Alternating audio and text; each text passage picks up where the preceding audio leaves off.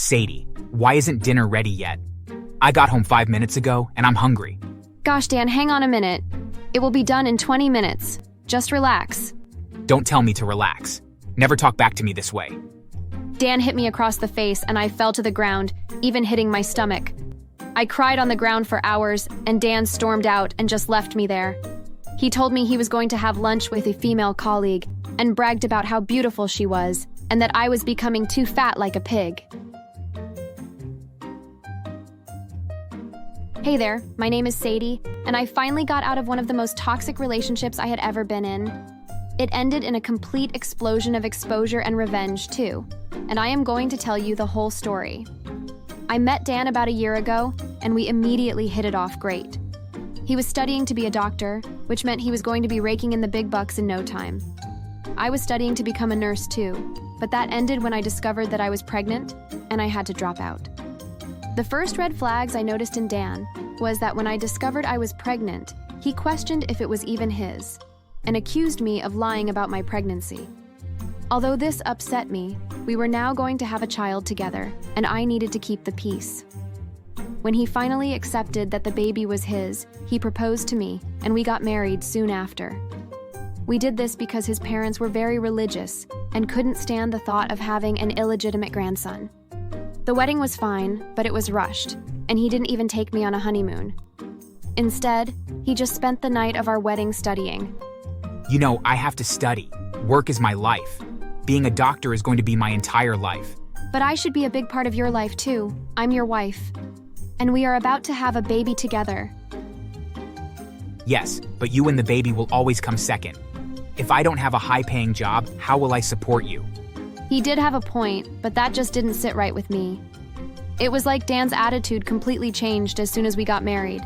He started spewing all this nonsense about how a woman's place is in the home and how dinner should be ready every day as soon as he steps in. He would constantly compare me to past girlfriends and say how much better they treated him. This kind of verbal abuse went on for some time and only got worse and worse until it escalated into physical violence. Sadie, why isn't dinner ready yet? I got home 5 minutes ago and I'm hungry. Gosh, Dan, hang on a minute. It will be done in 20 minutes. Just relax. Don't tell me to relax. Never talk back to me this way. Dan hit me across the face and I fell to the ground, even hitting my stomach. I cried on the ground for hours and Dan stormed out and just left me there. He told me he was going to have lunch with a female colleague and bragged about how beautiful she was and that I was becoming too fat like a pig. You might be wondering why I wouldn't walk out right then, but it isn't that simple. I have grown up poor all my life and couldn't stand the thought of my baby being faced with the same conditions. I felt like I needed to stay in this abusive relationship to save my baby. Things got worse as Dan got more comfortable with treating me like trash. One day he came home and said he had a new job for me. He told me that from that day forward, I was to do all of his medical school work while he goes out and has fun with other women. He told me that if I refuse, he would kick me and our unborn child to the streets and let us fend for ourselves. For the next week or so, I slaved away doing all of his assignments while he was out doing God knows what. I ignored my horrible morning sickness and worked for hours and hours. The only time I took a break was to find out the sex of our baby, and it turned out to be an awakening moment for me. When the doctor told me it was going to be a little girl, I had a vision. I thought about what this little girl would think about me taking abuse from some little man, and just like that, I was awoken. I walked out of that doctor's office a new woman, and I pledged to burn Dan to the ground for what he put me through. The first step of my plan was to acquire some form of evidence of Dan's abuse. I was able to go back to our home security footage and extract the clip of him striking me in the face. I saved that video on a thumb drive and stored it safely away. Next, I set up a microphone in our living room and waited for him to verbally abuse me.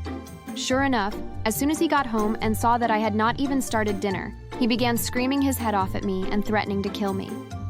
The third part of my plan was to catch him cheating, so when I filed for divorce, I could take everything from him and leave him with nothing. I hired a private detective to follow him, and he went on to catch him cheating with not one, not two, but 3 different girls. My devil husband was cheating on me with 3 different women. I couldn't believe it.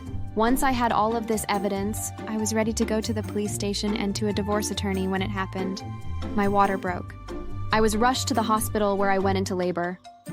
Of course, Dan was nowhere in sight because he was probably off with some girl. My parents arrived, and even Dan's parents arrived. After hours of agony, my baby was finally here, a beautiful little girl who I decided to name Michelle. Finally, Dan walked in the door. He apologized for being late and made up some excuse about work. Luckily, when I was rushed to the hospital, I still had all of the evidence in my bag, and I couldn't think of a better time to bring Dan to justice. Shut up, Dan. I know everything. I'm done putting up with your abuse. Sadie, not now. Not in front of my parents. Let's talk about this later.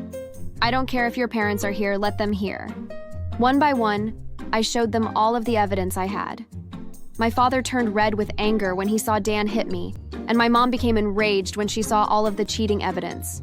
When the tape played and everyone heard all of the horrible things Dan had said to me, they were disgusted. I can't believe you, Dan. You are a horrible person.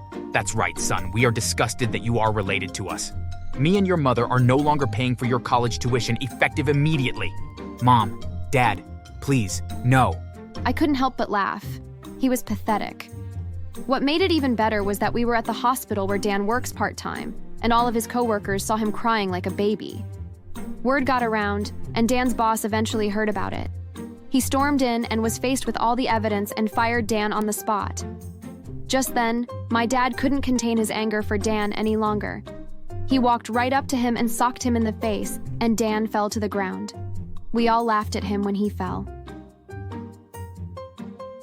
Next, we called the police and showed them the footage of Dan hitting me, and they cuffed him and hauled him away. While Dan was in lockup, I met with a divorce attorney who assured me that I would get more than half of everything because of all the evidence against Dan. Even behind bars, Dan was stripped of any money he had on the outside, and it all went to me. I used the money to buy lots of nice things for my new baby girl. Dan eventually was sentenced to 12 years in a maximum security prison for aggravated assault and battery. On top of this, his name was added to a list of names that would never be able to hold positions of power, including being a doctor. It felt nice knowing that Dan's dreams of being a doctor could never come true. Matter of fact, I went on to enlist in medical school, and am currently on the way to becoming a doctor. After all those hours of doing Dan's work, I had learned so much and was flying through my schoolwork. Dan's parents cut off all contact with him and instead focus all of their energy on me and my daughter, who they love very much. They even offered to pay for my entire tuition and help pay for all the bills for Michelle, which was the best help I could have ever asked for. As for Dan, I heard he spends his days getting beat to pulp in prison for being such an annoying nuisance.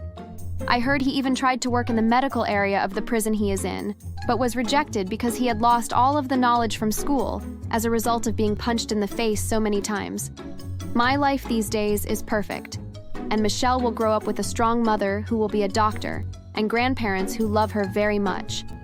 Some might think that what I did to Dan was too far, but I think he can rot in prison where he belongs. What do you think?